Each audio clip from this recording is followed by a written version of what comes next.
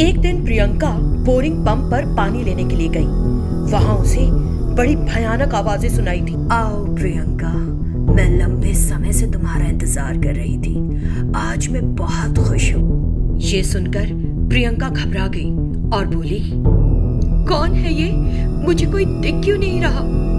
अचानक एक शैतान उस बोरिंग पंप से बाहर आ गई। कब से इंतजार में थी कि तुम अकेली मिल जाओ। आज मैंने तुम्हें अकेला पकड़ ही लिया। तुम हो कौन? तुम मेरा नाम कैसे जानती हो? कौन हूँ मैं? क्या नाम है मेरा? मैं तुम्हारी दोस्त हूँ वनीला। वनीला? ऐसी तो मेरी कोई दोस्त नहीं। मुझे तुमसे डर लग रहा है। मेहरबानी करके यहाँ से चली जाओ। मैं यहाँ पानी लेने आई थी। पानी लेकर मैं भी यहाँ से चली जाऊंगी।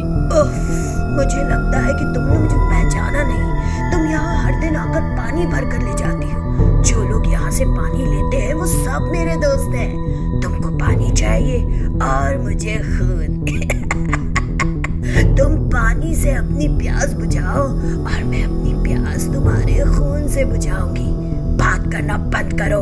और वो शैतान प्रियंका को बोरिंग पंप में ले गई। एक आदमी जो वहां से थोड़ी दूर खड़ा था, उसने ये होते देख लिया।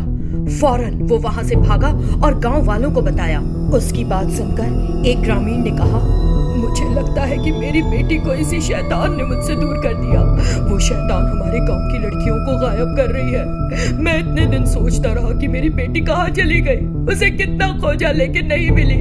हमें उस शैतान का खात्मा करना ही होगा। फौरन उन ग्रामीणों ने पेट्रोल लिया और उस रात बोरिंग पंप पर गए। उन्होंने उस बोरिंग पंप में पेट्रोल डाला और आग लगा दी। शैतान जोर जोर से चीखी और बोरिंग पंप से बाहर निकल आई। तब ग्रामीणों में से एक ने, उन सभी लड़कियों को बाहर निकालो जिनका तुमने अपहरण किया है, नहीं तो आग तुम्हें नष्ट कर देगी। मैं ले आती हूँ सबको बाहर। मारा नहीं है किसी को मैंने, सिर्फ खून चूस रही थी। धीरे धीरे ले आती हूँ। ये कहते हुए शैतान अपने साथ कुछ लड़कियों को बाहर ले आई। ठीक है, अब तुम इस बोरिंग पंप के अंदर चली जाओ। हम पानी से आग बुझा देंगे। हाँ हाँ, जा रही हूँ। बुझाओ आग जल्दी से। मेरे पूरे जल जाने का इंतजार मत करना। शैतान फिर से उस बोरिंग पंप में चली गई। तुरंत उन ग्रामीणों ने ईंटों का उपयोग करके उस बोरिंग पंप को बंद कर दिया। तब से वो शैतान उस चबूतरे के नीचे कैद है। और वो ग्रामीण अपने गांव की लड़कियों के वापस आ जाने से बेहद खुश हुए। राजापुर गांव में किशोर और अमर नाम के दो भाई रहते थे। अमर मेहनती और मासूम था, लेकिन किशोर मतलबी किस्म का। दोनों भाइयों ने मिलकर एक बड़ा होटल शुरू किया। उनके होटल की बिरयानी बड़ी जायकेदार थी, इसलिए वहां कई लोग आते थे। एक दिन, मेरा छोटा भाई एकदम सिरफिरा है। वो तो इस बात का भी हिसाब नहीं रखता कि इस होटल से हमें कितना लाभ हो रहा है। कुछ बात बनाकर उससे छुटकारा पालूंगा।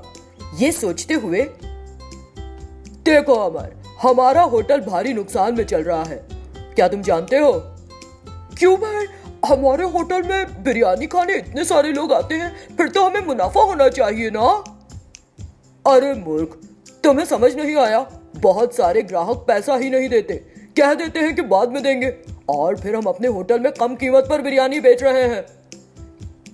इसीलिए मैं सोच रहा था कि हम एक साथ ये धंधा ना करें। मुनाफा है ही नहीं तो बांटेंगे क्या? मैंने एक फैसला लिया है। कैसा फैसला भाई, बताइए।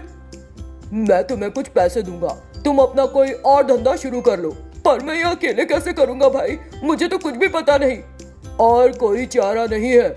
इतना कहते हुए किशोर ने अमर को बस जरा से पैसे देकर भेज दिया। बेचारा अमर चुपचाप उस पैसे को लेकर वहां से चला भी गया। रास्ते में एक चोर ने उससे वो पैसा हड़प लिया और भाग गया। चोर चोर, उसे पकड़ो, चोर! इस तरह वो जोर से चिल्लाया, लेकिन कोई फायदा नहीं हुआ। वो हताश होकर वहीं बैठकर रोने लगा। मैंने भाई से जो पैसे लिए वो सारे खो दिए, अब मैं क्या करूंगा?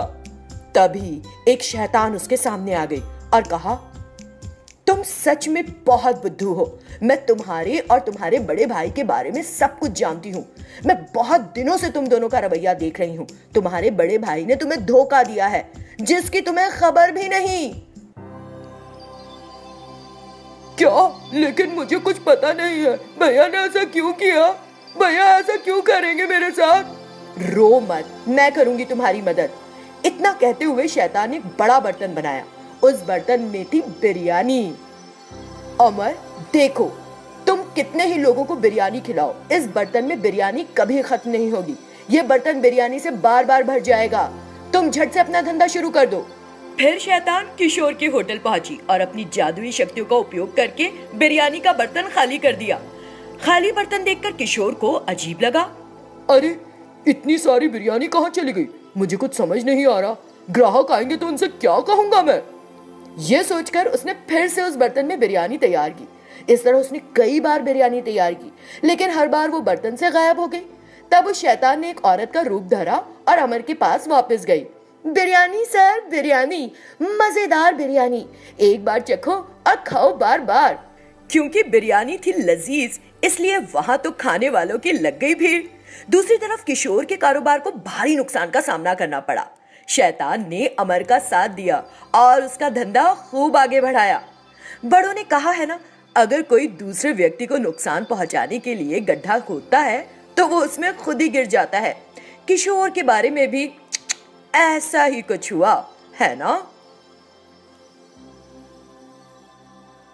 एक दिन कोमली नाम की एक लड़की दुल्हन बनी एक पालकी में बैठकर जंगल के रास्ते से जा रही थी कि अचानक तेज हवाओं के साथ जोरदार बारिश होने लगी।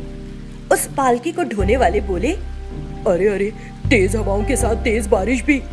तुरंत उन सब ने पालकी को जमीन पर रख दिया और एक पेड़ की ओट पे खड़े हो गए। ओहो, शुभ मुहूर्त करीब है, ये बारिश क्यों होने लगी? तभी एक शैतान उनके सामने आ गई। पालकी ढोने वाले डर गए। अरे बाप रे, शैतान शैतान! कोमली को वहीं छोड़ वो सब भाग खड़े हुए। फिर उस शैतान ने कोमली को देखा। ये कैसी अजीब सी ड्रेस पहनी है तुमने, चेहरा क्यों पोत रखा है? आज मेरी शादी है, इसलिए मैंने दुल्हन की ड्रेस पहनी है। शादी सुनने में तो अच्छा लग रहा है, तो अब तुम नहीं मैं करूंगी शादी। अरे नहीं, तुम इंसान से कैसे शादी कर सकती हो? प्लीज यहाँ से चली जाओ, परेशान मत करो मुझे। तुम्हारी वजह से पालकी उठाने वाले भी भाग गए, मैं अकेली पड़ गई हूँ। अब शादी की जगह कैसे पहुँचूंगी मैं? हो सके तो मदद करो मेरी, और नहीं तो दफा हो जाओ यहाँ से। हाँ नहीं तो तुम्हारा बात करने का तरीका बिल्कुल पसंद नहीं आया मुझे, तमीज नहीं है। मैं तुम्हें दो चॉइस देती हूँ, मैं तुम्हें मार कर तुम्हारे बदन में घुस जाऊं या तुम्हें मारे बिना सिर्फ तुम्हारा रूप ले लूं और जाकर शादी के मंडप में बैठ जाऊं। नहीं नहीं, इतनी सी बात के लिए कौन मरेगा? ले लो मेरा रूप और कर लो शादी। तब वो कोमली बन गई और ठाठ से उस पालकी में बैठ गई। फौरन वो पालकी हवा में उड़ी और उस जगह पर उतरी जहाँ दूल्हा और मेहमान थे। वो पालकी से उतरकर दूल्हे के पास गई। क्या हुआ? तुम इतनी लेट क्यों आई हो? पालकी ढोने वाले कहाँ हैं? अरे यार, छोड़कर चले गए मुझे। जब मैं आ रही थी तो रास्ते में झमाझम बारिश होने लगी, इसी वजह से देर हो गई। ऑलराइट, पहले ही देर हो चुकी है, जल्दी आओ, शुभ मुहूर्त निकला जा रहा है। और उन दोनों की शादी हो गई। तुरंत वो अपने असली रूप में आ गई।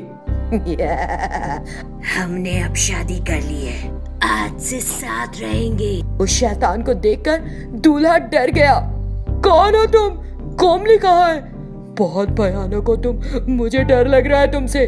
क्या पूछ रहा है अंकल? ये मंगलसूत्र तूने ही तो डाला है, डर लग रहा है मतलब पति बन चुका है तू। शैतान उसे वहाँ से ले जाने लगी। मैं नहीं जाऊंगा तुम्हारे साथ, छोड़ो मुझे, प्लीज मुझे कोई बचाओ, इस शैतान से बचाओ। शादी का मजा मत खराब कर, चुपचाप चल। इतना कहते हुए शैतान ने उसे पालकी के अंदर घुसा दिया। फिर शैतान भी पालकी में बैठ गई। उसी पल वो पालकी हवा में उड़ी और वहाँ से जाने लगी, जिसे देखकर हर कोई हैरान हो गया। अब नहीं लग रहा है डर?